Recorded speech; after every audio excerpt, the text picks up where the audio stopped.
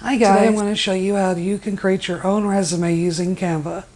Stay tuned. Good evening, y'all. This is Susan Moore, and I just wanted to show you how to create your own resume. You can come here and create your own resume for free and print out as many copies as you like. So what you would do is when you sign up for your Canva account, you'll go to templates, and then you'll go down here to the drop down that says resumes and just click on that. And then if you're signed up for a free account, then you want to make sure that you're sticking with a free usable template. So you would go here to the drop down menu. You would come here to the drop down menu and click free. And I would suggest to find a resume template that you can use that is very simple and very eye-appealing and catches the eye. But in the same sense, it doesn't have to be anything like this. It would be a little bit too fancy. So simple is better, but you also want to make it look as good as possible. So just a plain white background, black ink, maybe a little bit of color if you do.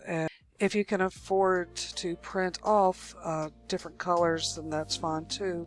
But just a simple black and white sort of resume is fine. And if you can afford to print off the colored versions, you can. But I usually just stick with basic colors. And then you just want to make sure that you're picking out a template that will kind of stand out and can organize all of your work experience and your school experience and your education, as well as any kind of activities you do if you do something in the community or if you're involved in any kind of volunteer work.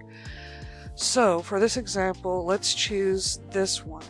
I would definitely use this one to hand out for a job fair, or even if I was going through town and passing out my resumes.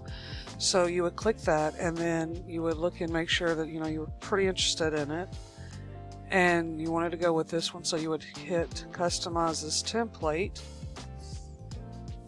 And Canva is super user friendly, so don't be afraid of all of these things at all. I'll explain everything to you.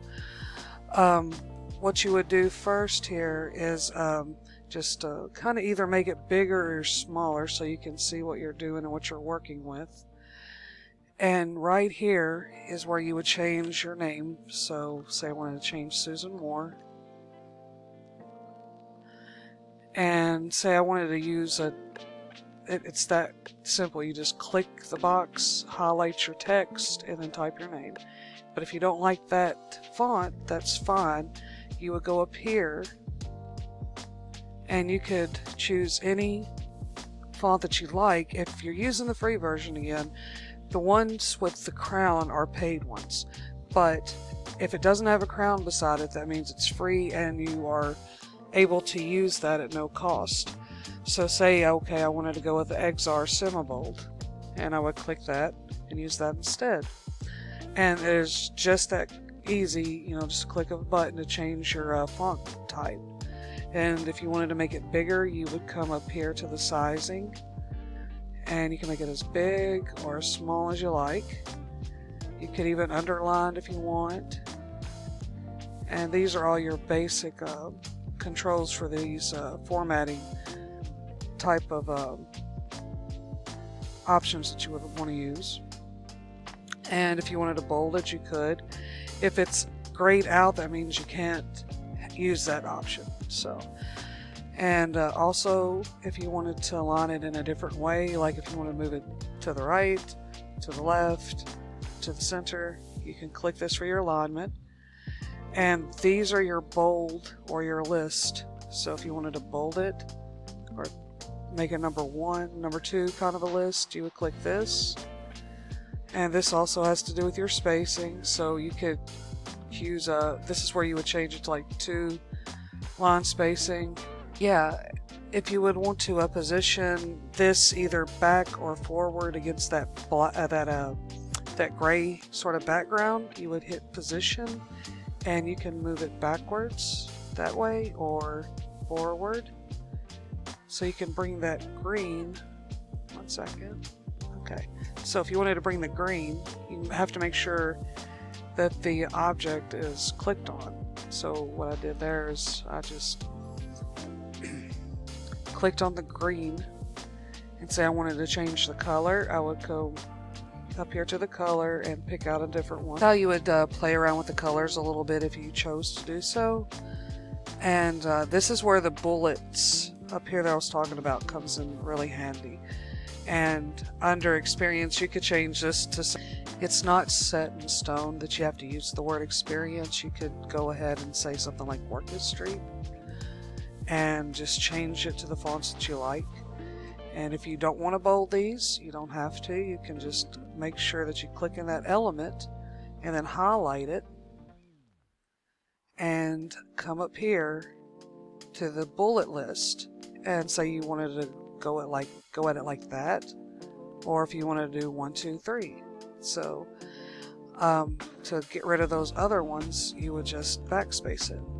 Like click in front of the sentence, the first letter of the sentence, and just backspace to get rid of the bullets and make it more aligned to the way you would like it. So under the skills on this particular one, this is to show how advanced they are in these particular skills. If you want to continue to use these to manipulate, to show how good your skills are in that particular area, you can. If you'd rather not have that at all, that's perfectly fine. What you would do at that point is just make sure it's still highlighted and come over here to your, you would just come over here to your trash icon and hit delete, and it would get rid of it. But if you accidentally deleted it and you don't want it to be deleted, you would just come over here and you would click undo and it would bring it back. So that's a very cool option.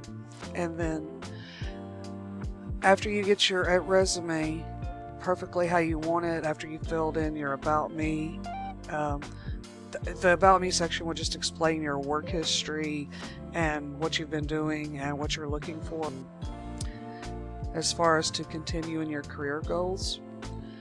And this is your education. You know, employers are going to want to know what your education background is. Work history, of course, you know, they want to see that you can be a dependable employee, and your skills. And at the bottom of here is where you would go ahead and put in your phone number and also your email, and if you have a website or a LinkedIn or something of that effect. So after you finish creating your resume and going through all the steps, you would then come over here and you would name it in this box right up here. So let's say I went with this, and I just say Susan Moore's resume 2021, and then it automatically saves it. That is a very cool feature about Canva. You don't have to have fear about losing your work. It automatically saves your changes.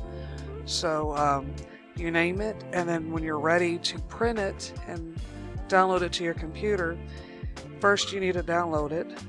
So make sure it's a PDF print, because that way you'll have a better quality. It's not a picture, so you don't need to worry about saving as an image, but you do need to save it as a PDF print. And then you just push download and it'll download it to your computer, and then you can print it off as many times as you like.